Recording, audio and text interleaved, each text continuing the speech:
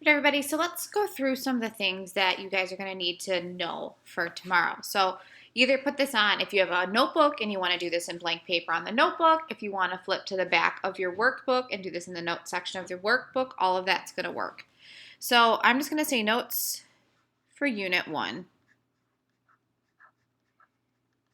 It's going to be my top title. And the first thing I want to go over is this idea of perfect squares again.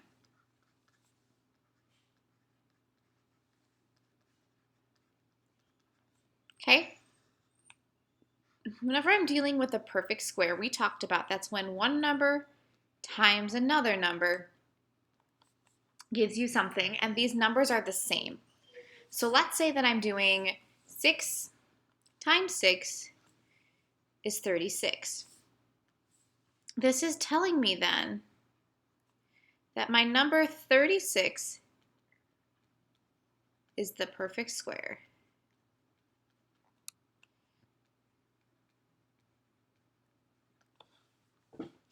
So one of the questions that keeps coming up then is, why are we talking about these now? What does this have to do with area and surface area? Well, when I'm talking about perfect squares, they have to do with finding the area of something, particularly a square. That's why we call it perfect square. So I'm going to start by drawing this square here.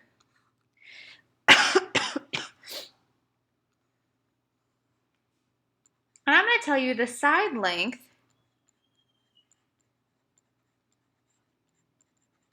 is 5 centimeters. This is going to be 5 centimeters. And I'm just going to say that he's a square because he does not look all that square-ish right now. This is me telling you this guy is supposed to be a square. All right, so we know that the area of a square is length times width, or some people think of it as area as base times height. Both work. Both are good. You can use whatever one makes you feel happy. So I can think of this as area is 5 times 5. Or I can think of this as area is 5 to the second power centimeters squared. Or I can think about it as 5 times 5 is 25 centimeters squared. This version here is written in exponential form.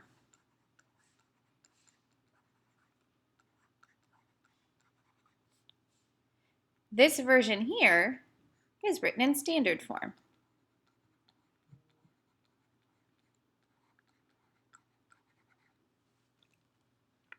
So when we're looking at this, you can see that even when I'm finding the area, there's a lot of different ways about this that you can break down area and find the same thing. So let's take a look at another example. So what if I say now,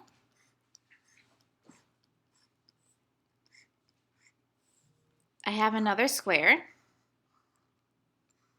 This time I'm going to say square. My squares are not looking very square-like. So let's say that for my square, I have a side length of 7 meters this time. So this is going to be 7 meters. I know the area is length times width.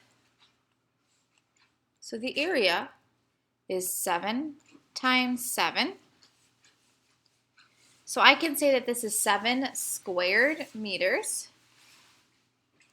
Or I can say that my area is 49 meters squared. The first one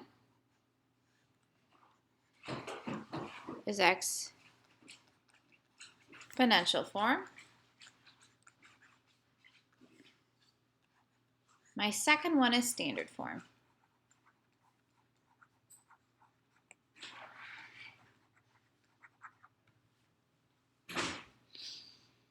So we can actually use this same idea when they give me the area instead. What if we have the same square, but instead they're going to tell you that the area of the shape is, I don't know, let's see, 16 meters squared. And what if they ask you, what is the side length?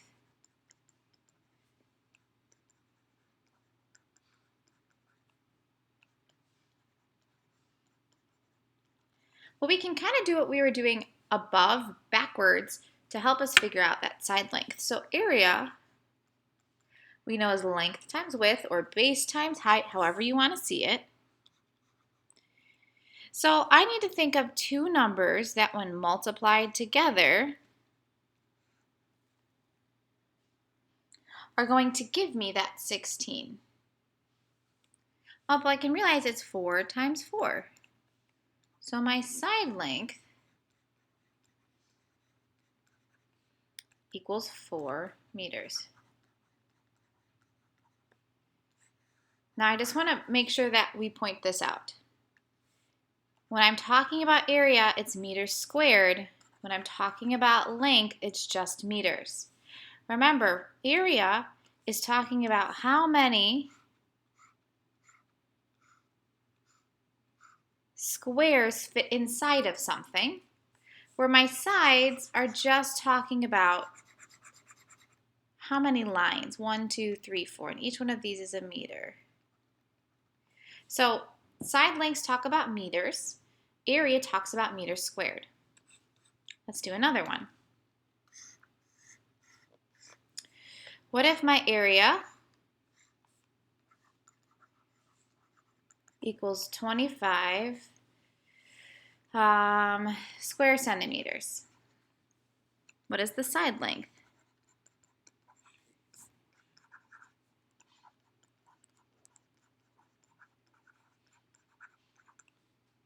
Well, I can think area is base times height. Area then, or I'm sorry, 25 is then equal to two things multiplied together. And I have to think what two numbers, when times themselves, gives me 25. And I can realize that that's going to be 5. So my side length is 5 meters. I'm sorry, centimeters.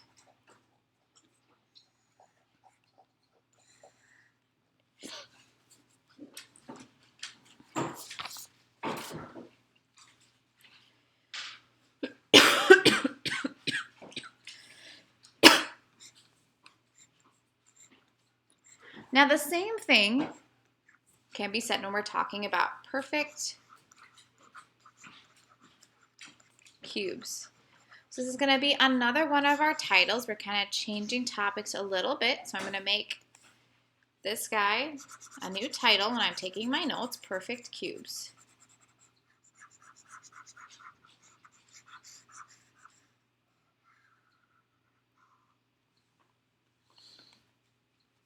Okay, so a perfect cube is when I take a number times itself 3 times to get a number. So if I do 2 times 2 times 2, 2 times 2 is 4. 4 times 2 is 8. So 8 is a perfect cube.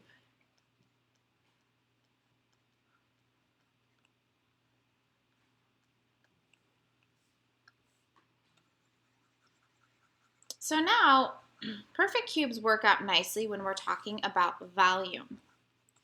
So volume of a rectangular prism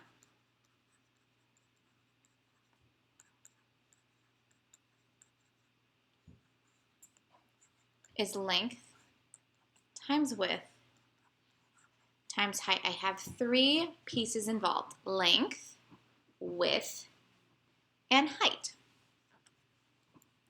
So let's take a look at this. If I have a cube, yeah, it actually kind of looks kind of cubish. Hey, hallelujah. And in this cube, my side lengths are, let's say, 4 meters. Well, then volume equals length times width times height. Volume equals 4 times 4 times 4. So I can say my volume is equal to 4 meters cubed, or I could say volume equals the answer to 4 times 4 times 4, which would be 64 meters cubed. Both of these work.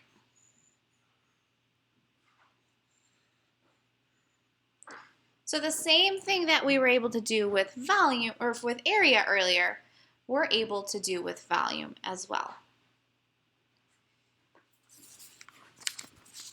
Okay, and the last thing that I want to go through with you guys is just another surface area example.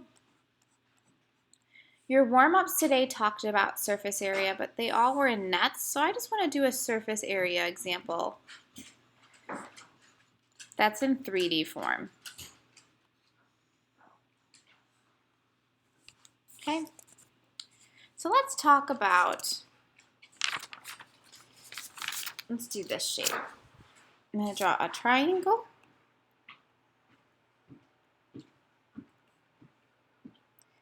Down here I'm going to draw the same triangle, and I'm going to connect it. So there's my 3D shape. I'm going to tell you that this corner is a 90 degree. I'm going to say that this is 3 inches, this is 4 inches, this is 5 inches, and let's make this side 10 inches.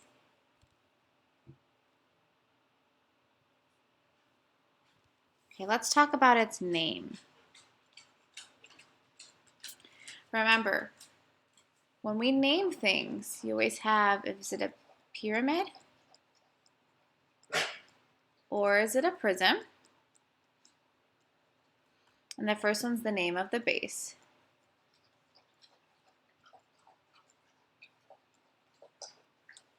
So in this example, I can see that I have a top and I have a bottom. So that's going to tell me that I'm dealing with a prism. And my top and bottoms are triangles. So this is a triangular prism.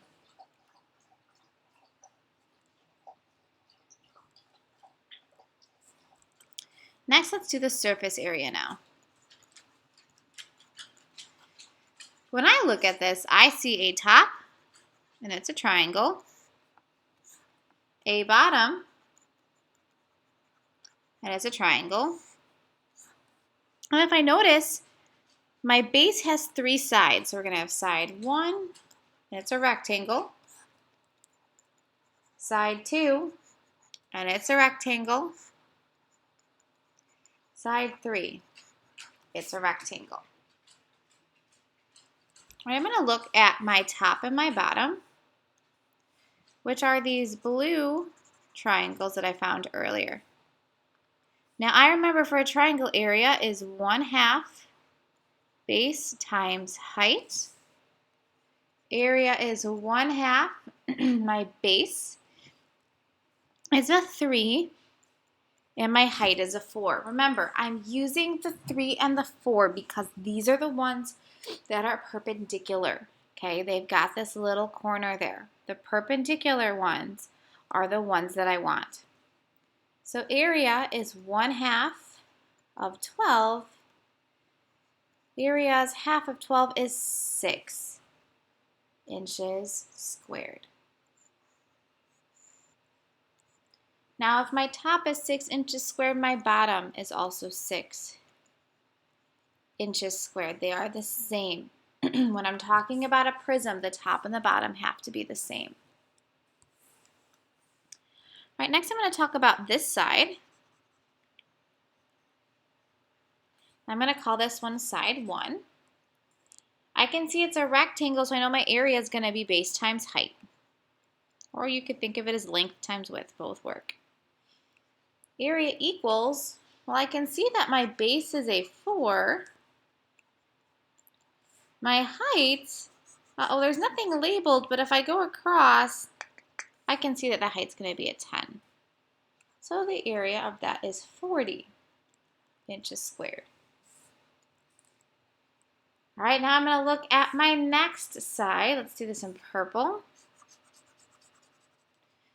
That's going to be this side here.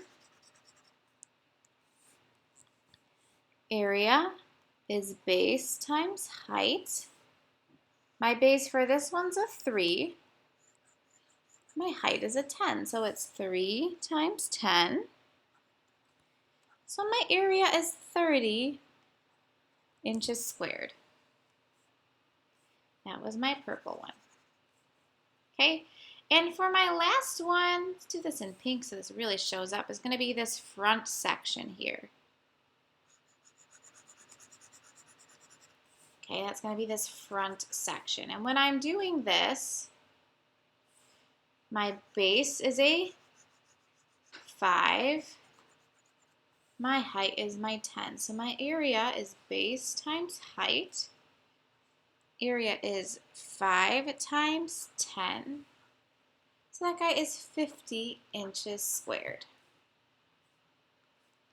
So now I have all of my areas. The last step for surface area is to add all of them up. So I need to do 6 plus 6 plus 40 plus 30 plus 50. So when I do this, I have 6 and 6, which is 12, 40 and 30, which is 70, and then I have an additional 50. 70 plus 50, so I have 7 plus 5, 7, 8, 9, 10, 11, 12. That'll give me 120 plus my 12, 132 inches squared. All right, everybody, so again, test tomorrow. You must understand surface area. You have to be comfortable with your exponents, talking about area and perfect squares. You also should be able to name that shape. So let's spell this out. You need to know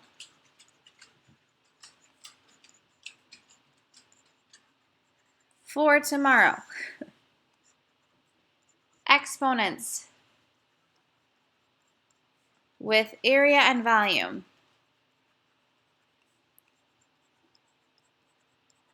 So for example, that's the C perfect square work.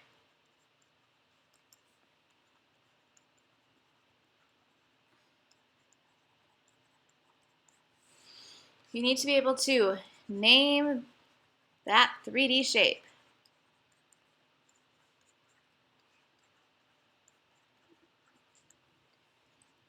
You need to be able to find the surface area of 3D shapes and their nets.